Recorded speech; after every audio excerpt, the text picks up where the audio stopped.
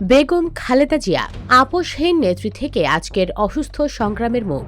আজ তিনি শয্যাশায়ী। দীর্ঘদিনের অসুস্থতায় নিস্তব্ধ তার রাজনৈতিক যাত্রা। তবু নামটি উচ্চারিত হলে দেশের রাজনীতির ইতিহাসে যেন এক বিশাল অধ্যায় খুলে যায়। বেগম খালেদা জিয়া তিনবারের প্রধানমন্ত্রী, সামরিক শাসন বিরোধী আপোষহীন নেত্রী, আবার বয়স ও অসুস্থতার কাছে হার মানতে থাকা একজন মানুষ। তার জীবনের গল্প যেন বাংলাদেশ নামের রাষ্ট্রের উত্থান পতনেরই আয়না। শুরু জলপাইগুড়ির পুতুল থেকে গণতন্ত্রের মাঠে। ১৯৪৫ সালে ভারতের জলপাইগুড়িতে জন্ম খালেদা খানম পুতুল। পাকিস্তান সেনাবাহিনীর তরুণ কর্মকর্তা জিয়াউর রহমানকে বিয়ে করার পর নাম হয় খালেদা জিয়া। মুক্তিযুদ্ধের সময় দুই সন্তানকে নিয়ে লুকিয়ে লুকিয়ে জীবন কাটানো, সামরিক বাহিনীর হাতে আটক হওয়া, স্বামীকে ফিরে পাওয়ার অপেক্ষা, সবকিছু তাকে রাজনীতিতে না থেকেও রাজনৈতিক বাস্তবতার ভেতর তৈরি করেছে। জিয়াউর রহমান রাষ্ট্রপতি হলে তিনি হয়ে ওঠেন ফার্স্ট লেডি। ১৯৮১ সালে জিয়ার হত্যার পর রাজনীতি যেন তাকে ডাকতেই থাকে। ১৯৮৪ সালে বিএনপির চেয়ারপারসন হন এবং এরপর তার সামনে শুরু হয় আরেক ধাপের লড়াই, এরশাদ বিরোধী আন্দোলনের অগ্নিনেত্রী। মার্কিন সংবাদ মাধ্যম তাকে একসময় পরিচয় দিয়েছিল the uncompromising lady of Bangladesh politics. তিনি সত্যি ছিলেন কঠোর, আপোষহীন, সাহসী।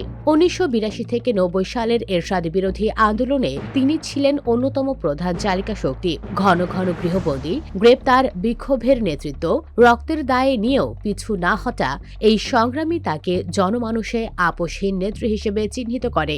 তিনবারের প্রধানমন্ত্রী, উন্নয়ন, শিক্ষা ও অর্থনীতির সংস্কার।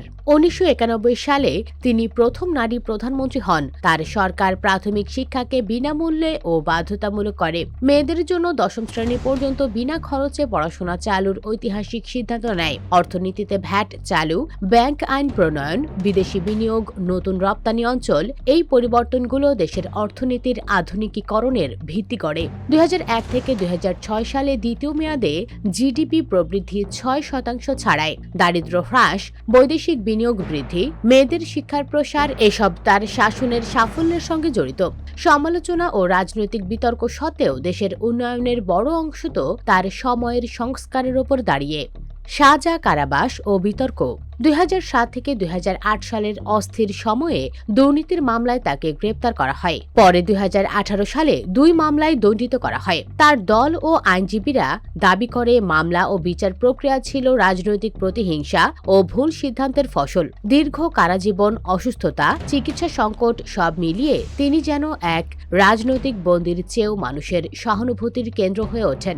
আজকের খালেদা জিয়া রাজনীতির বাইরে মানবিকতার লড়াইয়ে। আজ তিনি গুরুতর অসুস্থ। কিডনি, লিভার সিরোসিস, হৃদরোগ, ডায়াবেটিস, আর্থ্রাইটিস সহ একাধিক রোগে ভুগছেন। বারবার হাসপাতাল, বিদেশে চিকিৎসার দাবি, অবশেষে জনগণের চাপ, আদালতিক প্রক্রিয়া ও রাজনৈতিক বাস্তবতার জটিল ধারা পার হয়ে তিনি এখন চিকিৎসাধীন। এখন আর তার হাতে রাজনৈতিক পতাকা নেই। তার পাশে মানুষের প্রার্থনা, স্মৃতি, শ্রদ্ধা, সহানুভূতি। শেষ কথা, তার নাম ইতিহাসের পাতায়। রাজনীতির সমর্থক, সমালোচক যাই থাকুক, খালেদা জিয়ার ভূমিকা ছাড়া বাংলাদেশকে বোঝা যায় না। তিনি ক্ষমতার প্রতীক, আবার নির্যাতনের ইতিহাস, উন্নয়নের নেতা, আবার ভুল সিদ্ধান্তের বিতর্ক। সব মিলেই তিনি বাংলাদেশের রাজনৈতিক বাস্তবতার এক বৃহৎ অধ্যায়। আজ তিনি শুধু একজন রাজনীতিবিদ নন, একটি ইতিহাস, একটি লড়াইয়ের নাম, একজন অসুস্থ মানুষ যাকে দেশের মানুষ এখনো স্মরণ করে সম্মান নিয়ে।